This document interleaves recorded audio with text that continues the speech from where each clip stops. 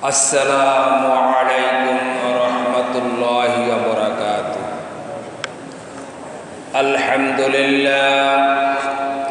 আলহামদুলিল্লাহ নাহমাদুহু ওয়া নাস্তাঈনুহু ওয়া নাস্তাগফিরুহু ওয়া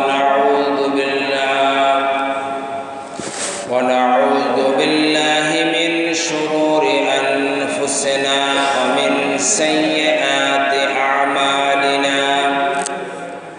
من يهد الله فلا مضل له ومن يضلله فلا هادي له ونشهد أن لا إله إلا الله وحده لا شريك له ونشهد أن سيدنا وحبيبنا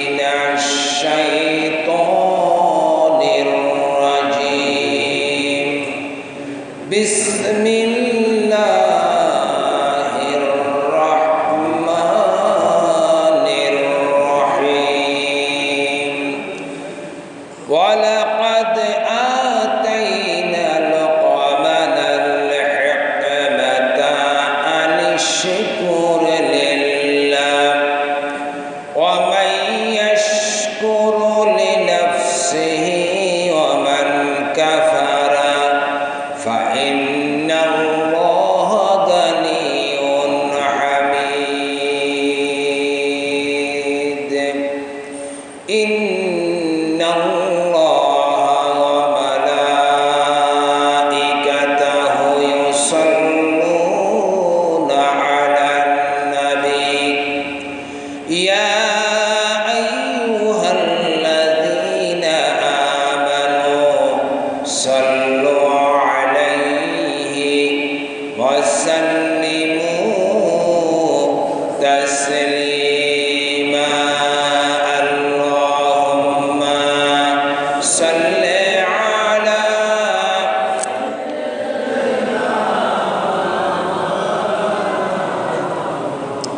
وعلى آل سيدنا. اللهم صل على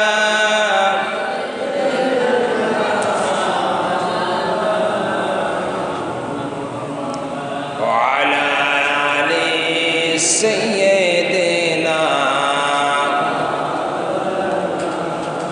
मदीना मदीना मुकमिलों की गुनगुना है दीदारे मदीना आशिकों की तमन्ना है।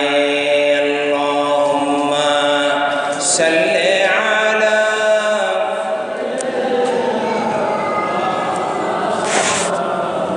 वअला आलि सय्यिदिना। मदीना की हवा से जन्नती बू आती है खाक़बा के मदीना में नूर जन्नत समकी है। अल्लाहुम्मा सल्ले अला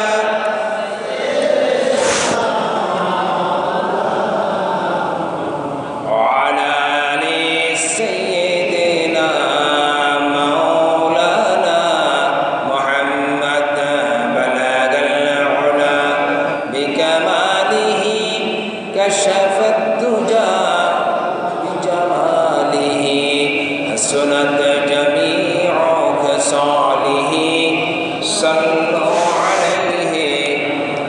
मुझे कुछ मिले या ना मिले मोहम्मद मिले या नबू जिस अल्लाह मिले बलगल उला बिकमालिही कशफत दुजा बिजमालिही हसनत जमीउ खसालिही सल्लु अलैहि व आलिही ला इलाहा इल्लल्लाह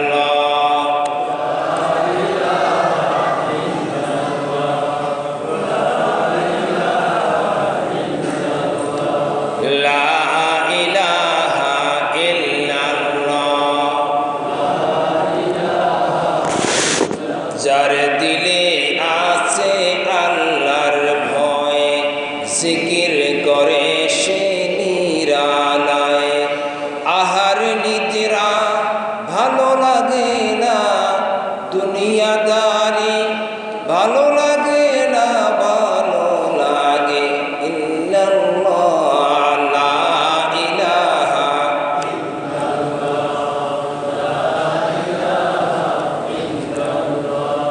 লা ইলাহা ইল্লাল্লাহ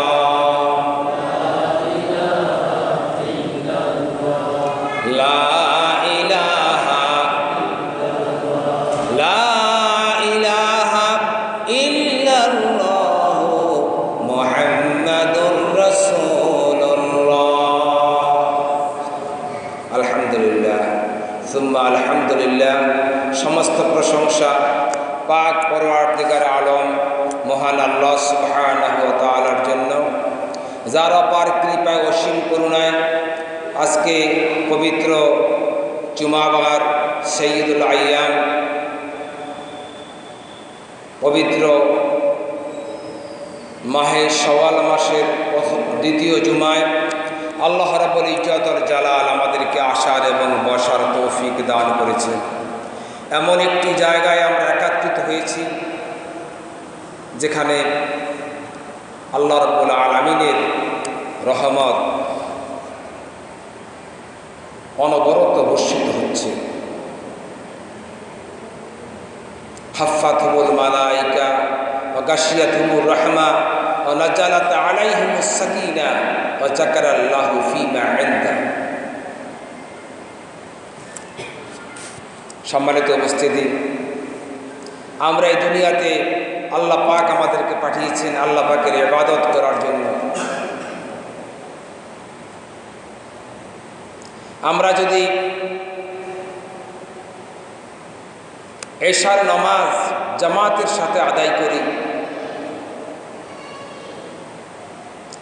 এবং ফজর নামাজ জামাতের সাথে আদায় করি, তাহলে সারা রাত ইবাদতের সওয়াব আমার আপনার আমলনামায় লেখা হয়। আমরা যদি ঘুম যাওয়ার সময় যদি আমরা পড়ি আল্লাহুম্মা বিইসমিকা ওয়া আমুতু ওয়া আহইয়া, আমরা যদি ঘুম থেকে জাগ্রত হওয়ার পরে পড়ি আলহামদুলিল্লাহিল্লাযী আহইয়ানা বা'দা মা আমাতানা ওয়া ইলাইহিন নুশুর, আমরা ফজর নামাজ আদায় করে সূর্য উদয় পর্যন্ত যদি ওই জায়গাতেই বসে থাকি 10 থেকে 15 মিনিট, এর বেশি না, কারণ 10 থেকে সূর্য উদয়ের 10-15 মিনিট আগেই আমাদের এখানে ফজরের নামাজ শেষ হয়।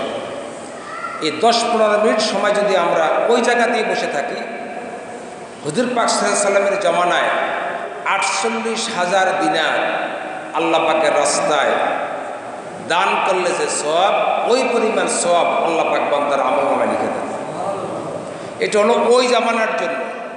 আর এখনকার দিনে ওই জামানার টাকার তুলনা, দিনারের তুলনা এখনকার দিরহাম অনেক পার্থক্য। আপনারা জানেন যে এক সময় 4 আনায় অনেক কিছু পাওয়া যেত। সেই 1,500 বছর আগের 48,000 দিনার এখন অন্তত 48 কোটি টাকার কম না, এত সওয়াব। এরপরে আরও 10-15 মিনিট অপেক্ষা, অন্তত 15 মিনিট অপেক্ষা করে যদি আমরা 2 রাকাত নফল নামাজ পড়ি, যেটাকে আপনারা ইশরাকের নামাজ বলেন, 4টা লাভ। প্রথম লাভ হলো, একজন হাজী সাহেব এখন হজ করতে গেলে অন্তত 7-7.5 লক্ষ টাকার মতো লাগে। একটা উমরা করতে গেলে অন্তত 1.5 লক্ষ টাকার মতো লাগে। তারপরও তাদের হজ এবং উমরা কবুল হয়েছে কিনা এর কোনো গ্যারান্টি নাই। বিশ্বনবী বলেছেন, সূর্য উদয়ের প্রায় 15-20 মিনিট পরে আল্লাহর কোন বান্দা যদি 2 রাকাত ইশরাক নামাজ আদায় করে আল্লাহ রাব্বুল আলামিন একটা কবুল হজ, একটা কবুল উমরার সওয়াব বান্দার আমলনামায় লিখে দেয়।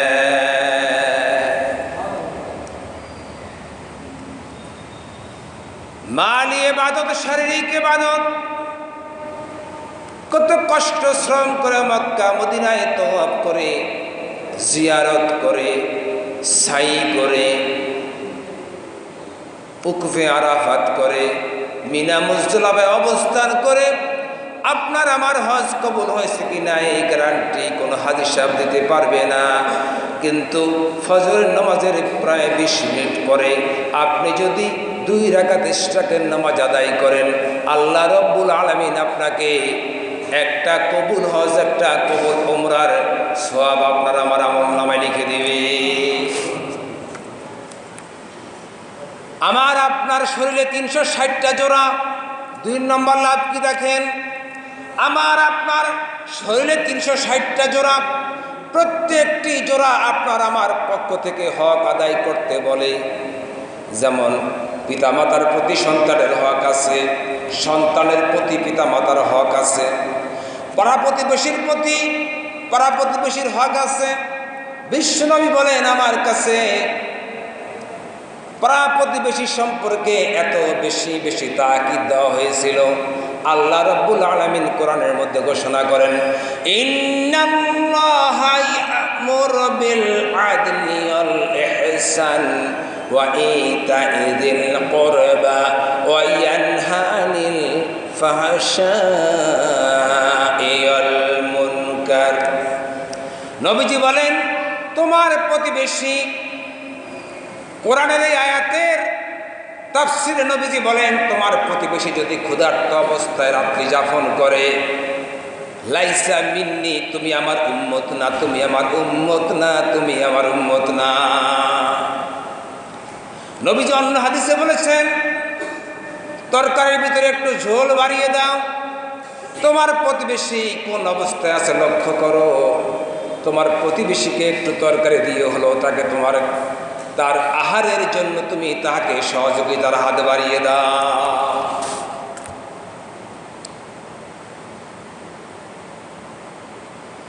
নবীজি বলেন, 360টা জোড়া, প্রত্যেকটা জোড়া আমাদের কাছ থেকে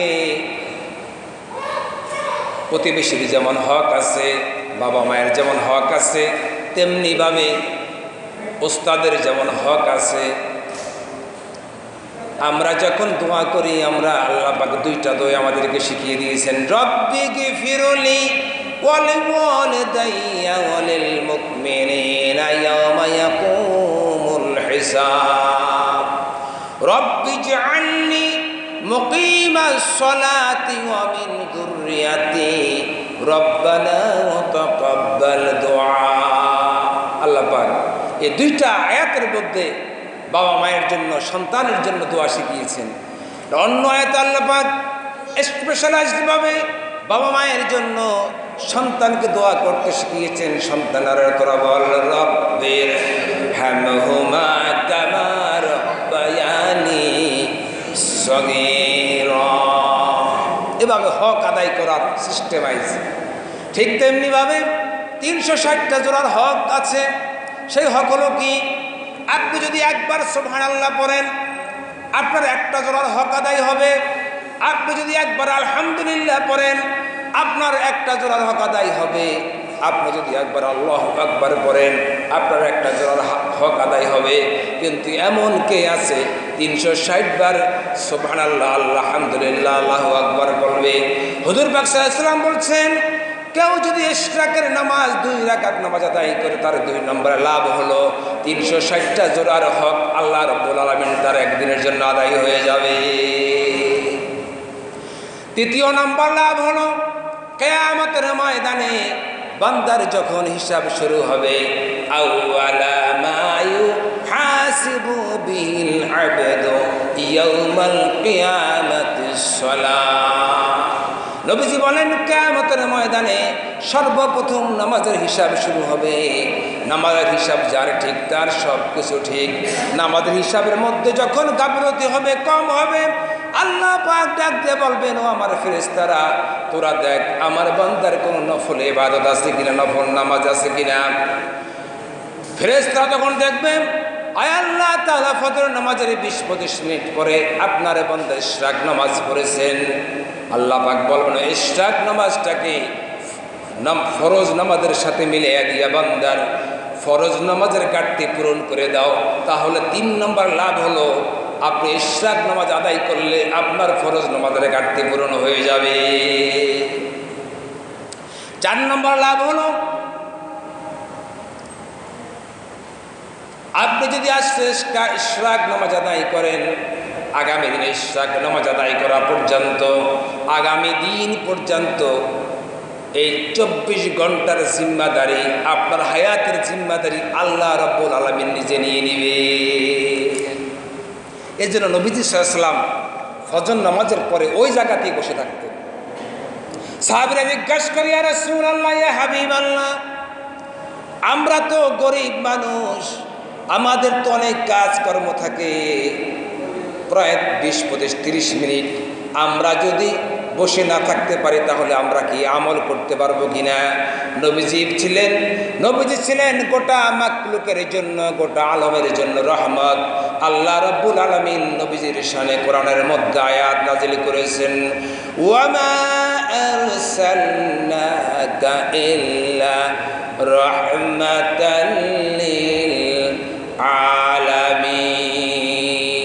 গোটা আলমের জন্য নবী ছিলেন রহমত।